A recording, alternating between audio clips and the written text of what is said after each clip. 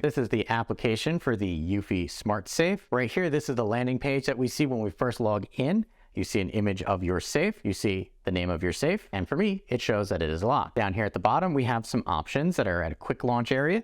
We have fingerprint, which every time you do something, you'll have to verify by putting in your PIN code. From this screen here, we can add fingerprints. So right now I have one fingerprint for my main and then my testing fingerprint, but I can add another one by simply giving it a name and then going over to the Smart Safe and touching that new finger and or having another person put their fingerprint in. Here we have SOS mode. This is a paid service. So right here, it says how it works. If I select activate now, it lets me know all the things that it can do. And here is the fee for that. And again, this is not necessary to have, but what this will allow you to do is if you have a fingerprint, and in my case, I registered it as Wander002, give it a name, you can select a different finger to use to open the box to use as your panic fingerprint, which would then alert the authority. Here we have my events log, letting you know, hey, here's all the things that has happened. Wrong try, was open via the app, unlocked, locked, person opened it. Again, that ends up all in the events log area. So if you have other Eufy products, it kind of gets mixed in with things. Selecting back would make you leave the app. So you actually have to come back all the way around, tap on the icon to get back into our Smart Safe. Here we have remote, which if set up will allow me to remotely open my smart box by selecting drag and down.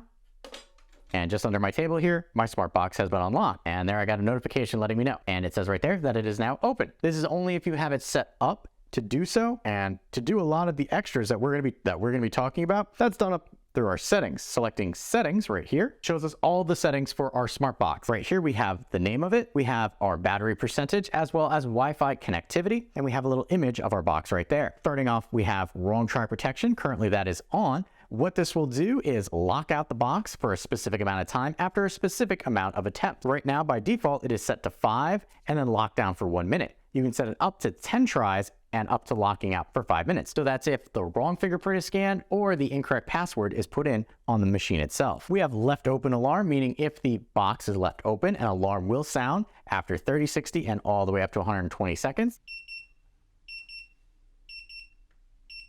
Here we have dual unlock. So enabling this will require you to do 2 actions to unlock the box.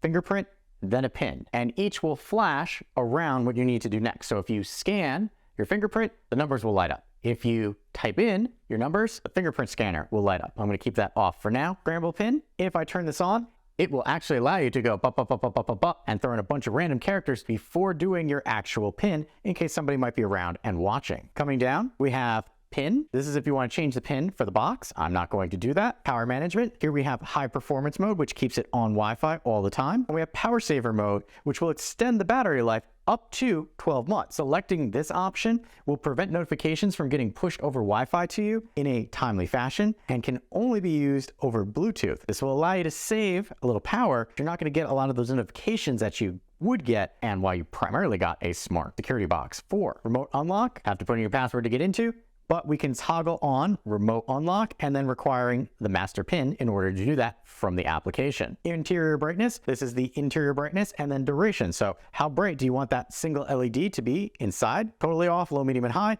and then how long? Up to 1 minute in length. Volume, how loud do you want the prompts to be when you're typing? And then how loud do you want the alarm to be, whether you left it on or if there was a tamper incident. Tamper alarm, selecting this, we have off. Tamper alarm. Tamper is if somebody tries to open the box, not necessarily using your codes. Move alarm is if the box is moved at all. And then it can be turned off from the application itself. Wi-Fi connectivity, just like it sounds. I'm currently connected to my IoT network. We have tutorials, strongly recommend doing, only because the actual setup of this was a little cumbersome compared to other Eufy products that I've had. Share your thoughts. Coming down to general, selecting that. We have the ability to change our name of our device. We have the ability to change what kind of notifications that we would like to get. Do we want to get it when it's unlocked, unlocked by PIN, unlocked by finger, unlocked by app, dual unlock, device unlocked, wrong try protection, jammed, and then notifications for battery low, tampered, left open, SOS activated, SOS failed, non-protection plan. These basic notifications, you cannot toggle them on or off. They have to stay on. So you do have the ability to change these, but you can't change the other one. And then down here, we have about our device. This is going to show you everything from the firmware to the serial number of your device. And then last but not least, if we come down here, we have the ability to remove this device. And if I select back one more time, that brings us back to the home screen of our Eufy Smart Safe.